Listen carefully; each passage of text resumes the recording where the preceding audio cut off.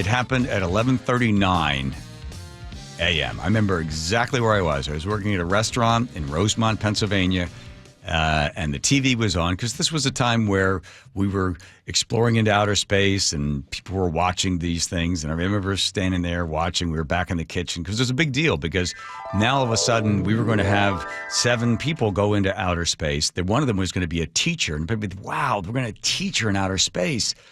This is, let's watch. And we're all standing around. The restaurant had already sort of opened up, and there were a few tables that were there. And it was a big deal, really big deal.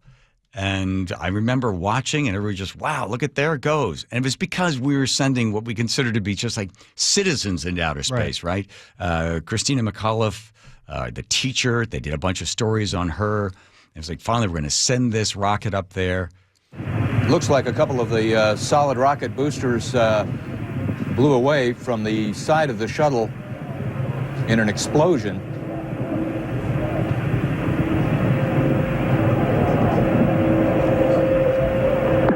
Flight controllers here looking very carefully at the situation. Obviously a major malfunction. We're awaiting word. They're holding their breath just, I'm sure, as everyone else is. In the center of the fire and the smoke, you can't see any form of what was once the shuttle.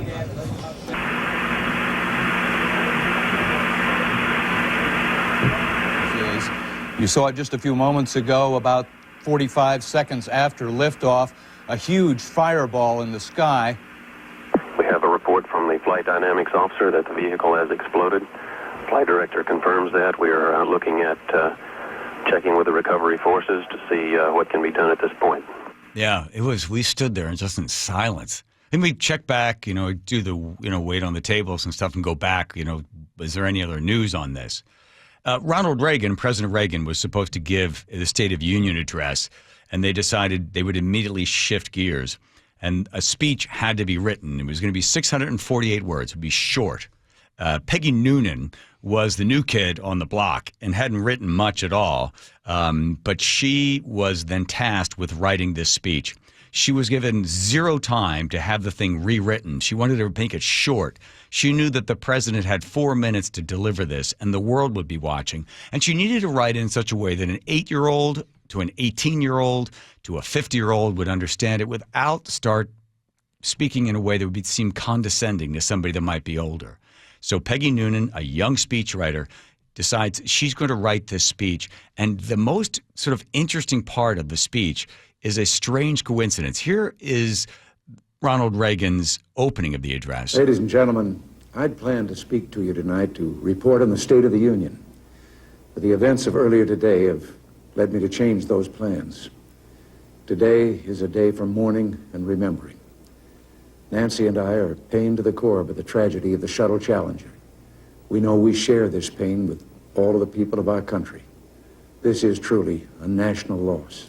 The speech goes on for another 3 minutes and 30 seconds, but it gets to this one point, and here's this strange coincidence. So a young speechwriter, hurry up, write something for the president. She knew he was a great communicator. She knew it had to be short, and it had to make an impact. It had to capture the moment that everybody had watched. I read the poem High Flight when I was in 7th grade, and it struck me. It was an interesting poem, and it was a good poem. I had never flown in my life. It was about flying and the joy of flying. But I could tell as I read, that is what flying is like. I get that. Of course, Ronald Reagan knew that poem too.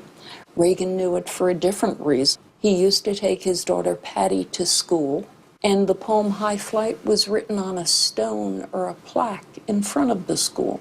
And so he knew that poem, I knew that poem, but I did not know that he knew that poem.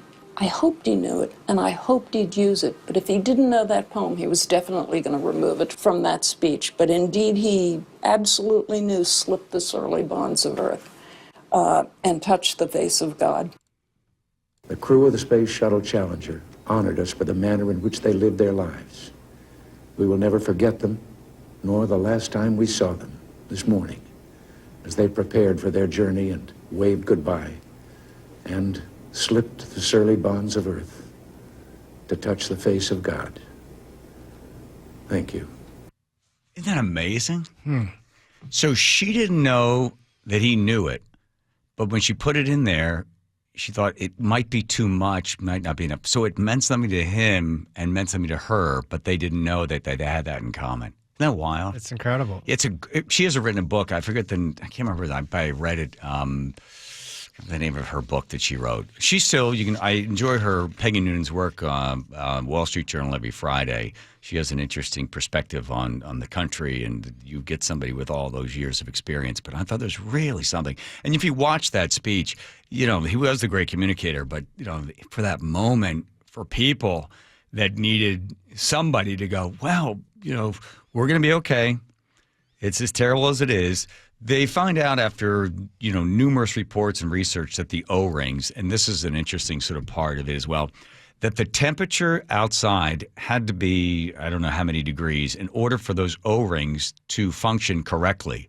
They kept delaying the launch of the Challenger, and there was lots of pressure from the White House and from NASA.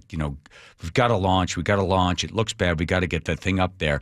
And a couple of people that were involved in the actual launch were cautioning them that it was too cold outside. There was a bit of a freeze, or at least some inclement temperatures that weren't standard, for that time of year in Florida. And they were concerned about those O-rings. Just imagine a small rubber ring. In colder weather, it is not as flexible, and it might be contracted. You go out in the morning and you find out your tires don't have as much air in them. And that ended up sort of being that problem. That was sort of the Achilles heel for the Challengers. So for those O-rings to not function correctly, and gas was able to get out, which then caused that explosion.